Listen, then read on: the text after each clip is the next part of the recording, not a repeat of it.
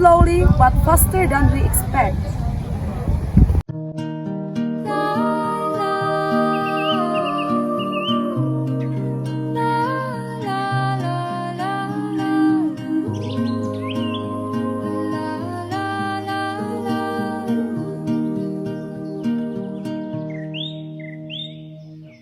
Kada hakbang sa lupa'y para akong inaalon, nalulunod sa batikos ng mundo, sa kung ano lamang kaya ko.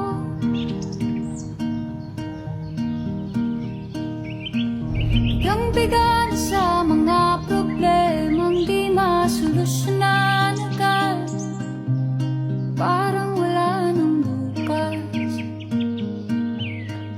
Pwede bang umiwas? Hinahanap ang sarili, ngunit di nakakayanan sa ikaw na dinadaanan ko. Saan na to patungo? Why does it feel hotter every year? And why do flood happen so often now? Batang ngayon lang isinilang, may hangin pa kayang matitikman, may mga puno pa kaya silang aakyatin, may mga ilog pa kayang lalanguyan. Bakit di natin pag-isipan ang nangyayari sa ating kapaligiran?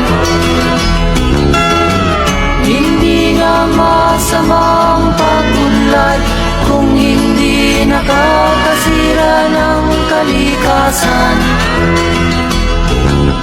Darating ang panahon, mga ibong dala ay wala nang madala. Climate change is not a future problem. It is happening now. Kay katag, ngayon'y namamatay dahil sa ating kalukuhan. If we can cause it, we can fix it. Biyayang galing sa Diyos kahit nung ika'y wala pa. Ingatan natin at huwag And we can start from small. tayo'y mawawala na. 3. Small action can change our future.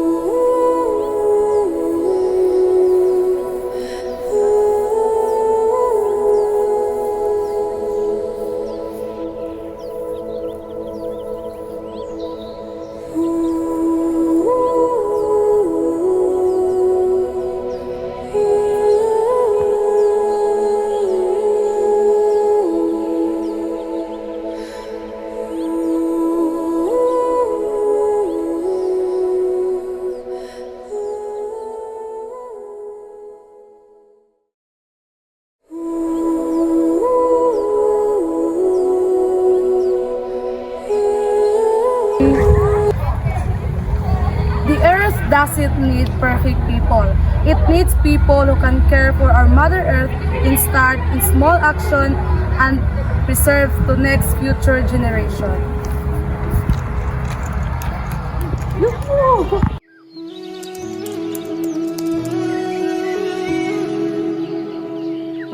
You know me the best, you know my worst, see me hurt but you don't judge. That right there is the scariest feeling. Opening and closing up again. I've been hurt so I don't trust. Now here we are staring at the ceiling. I've said those words before, but it was a lie. And you deserve to hear them 1,000 times. If all it is to say that is, why is it so hard to say? If all it is to say that is, why am I